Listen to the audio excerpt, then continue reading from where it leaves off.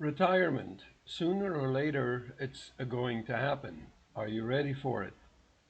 Hi, my name is Lord Loyens, and I'm the founder of Black Bear Dog Trading, where I show you how to use Forex trading and turn the profits that you earn with Forex trading into financial abundance by investing it in other venues.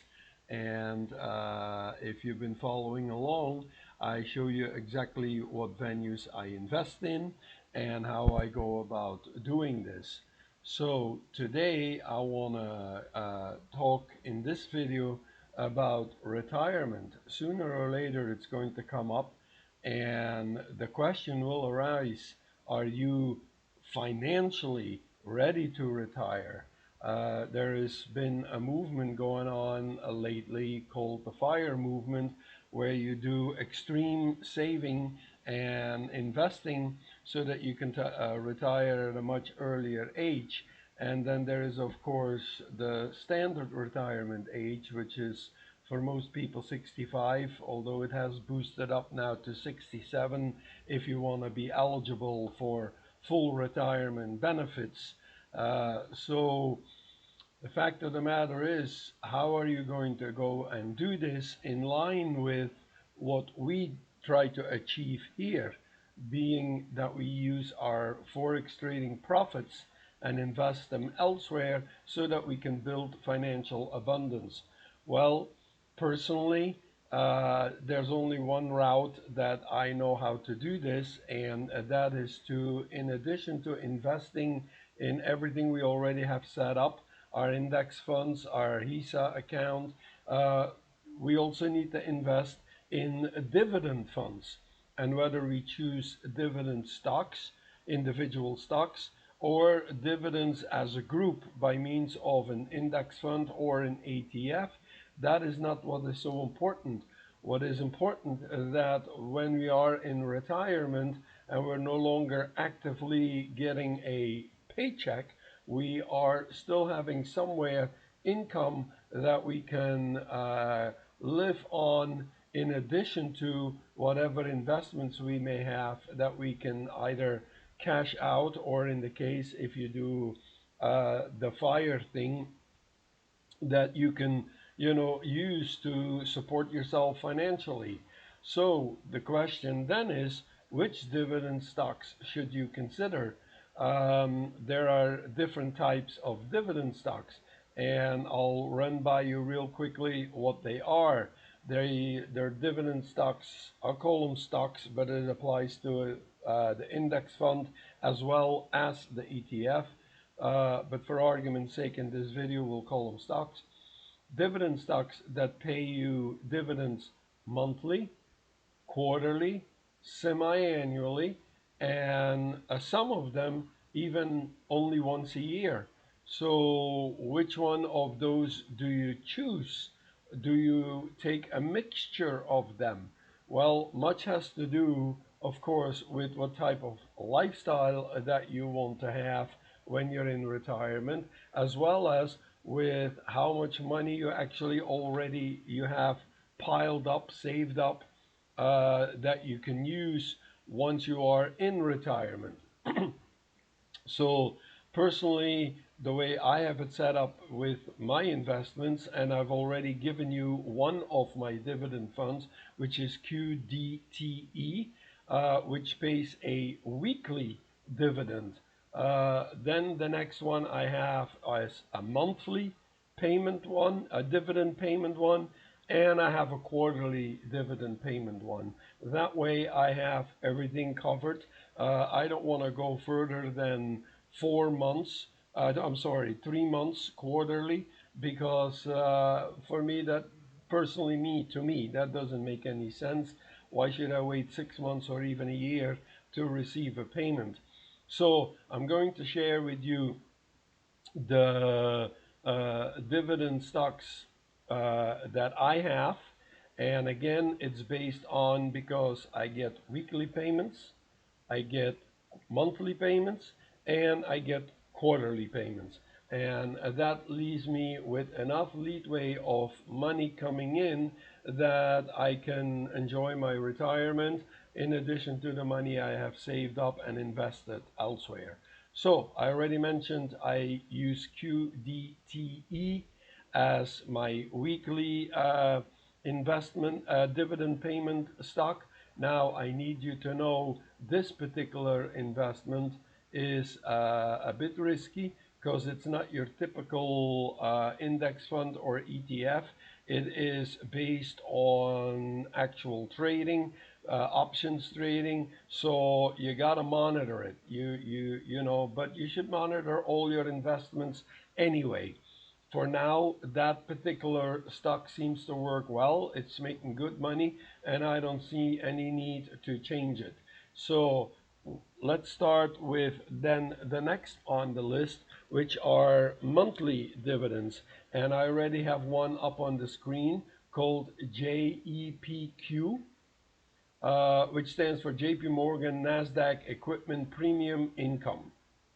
It's $57.50 per share, which is not expensive. They are plus 0.14 cents right now. As you can see on the daily chart here, they are going up right now. This very instant, they're on a decline a little bit, but that will be bouncing back.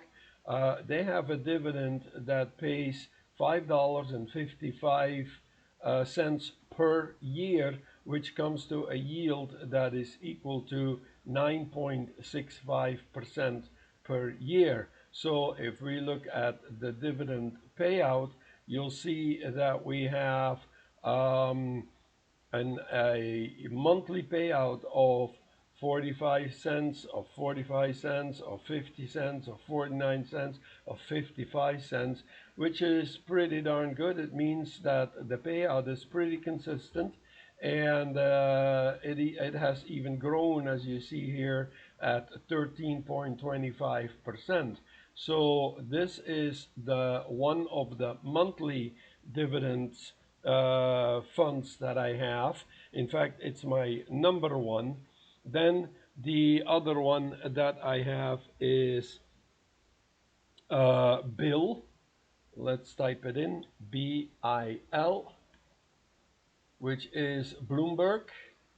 And Bloomberg pays 4.52 per share dollars per share per year. That comes to a dividend of 4.95% yield per year. Their shares are a little bit more expensive. That's why you get a smaller dividend, but the payout is pretty much still the same.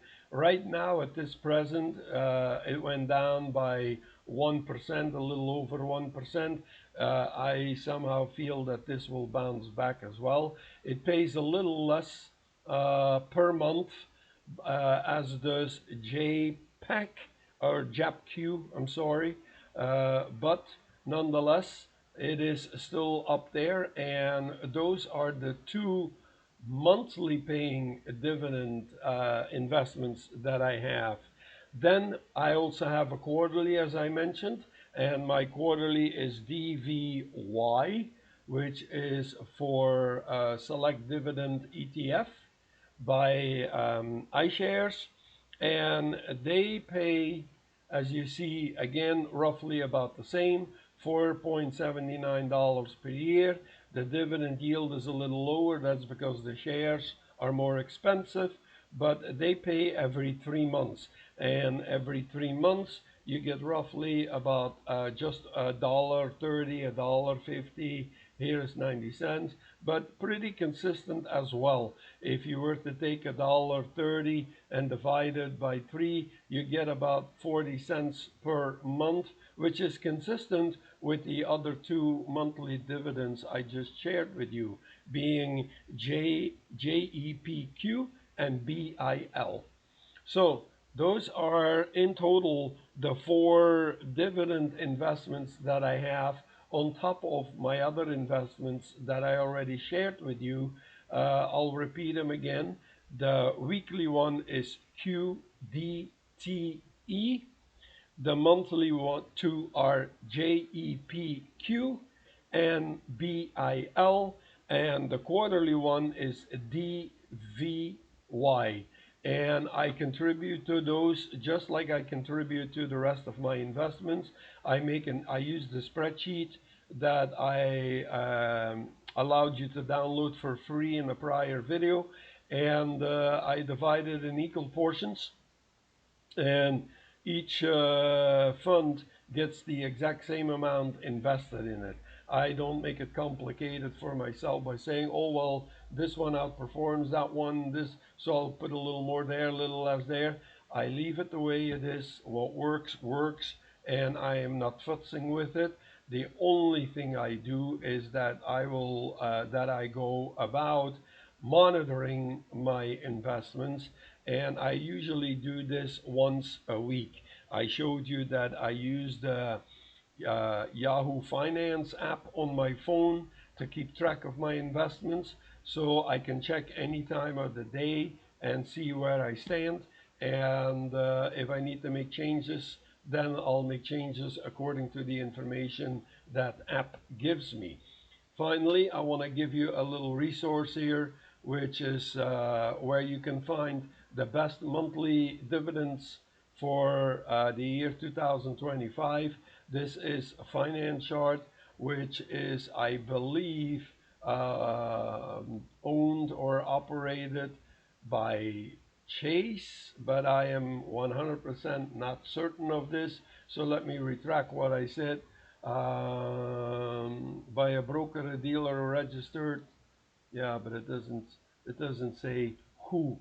So let me retract it. I don't want to get into trouble. Whoever owns this is a pretty nice little screener tool to have. It gives you all the dividends that this particular company recommends, and you can sort by all. You can sort by 3% or greater yield, 4% or greater yield, 5% or greater yield. Excuse me. Just realize that you shouldn't automatically pick 5% plus yield. I've shown you already by doing analysis that, for example, here DVY pays less than the other two in dividend yield, yet has a greater payout annually. So you need to do a little research. And this tool right here, I'll post a link below, will help you tremendously with this. If you, let's say you want to have 3+ yield instead of all, it automatically refreshes the screen, and the list is pretty extensive. Then you want to do a little extra research, see where it tells you, by the way, what the expense ratio is and what the current payout ratio is. Shows you what the dividend yield is, how much it is for, what does it say, 3 years. So you get right away at first glance some indication of where you supposed to be. So let's say here, just for argument's sake, we'll take JP Morgan JEPI. I have personally JEPQ, but we'll take this one. You want to know more about it, simply click on the symbol. It'll open up a whole new window. It shows you where the performance currently is at, how much it is per share, if performance is up or down. All the information that you need is handy right on one screen. Then if you want to check actual yield, click on the link right here, dividend yield, pops open a new window, and it will show you where the yield is, and where it is today, where it was, a year, 3 years, 5 years, and you can follow all along how well it is performing. It even, will then give you compatible, as you see right here, peers compatible to JEPI dividend stock, and you could take it from there. Keep on scrolling down. It'll tell you how much it is per year, what yield it is, and that's basically how you do it. And you just do that for every dividend stock that you're interested in. It's a very handy tool. It's free. I mean, you can't beat it, really. So anyhow, so retirement, if you plan for it, prepare for it. It's not something to dread. In fact, it's something to look forward to, even on a financial level, as long as you prepare yourself. Hopefully, my tip on which dividend stocks to use will help you achieve that goal. It is definitely doing so for me. And yeah, that's it for now. Until the next video, take care and God bless.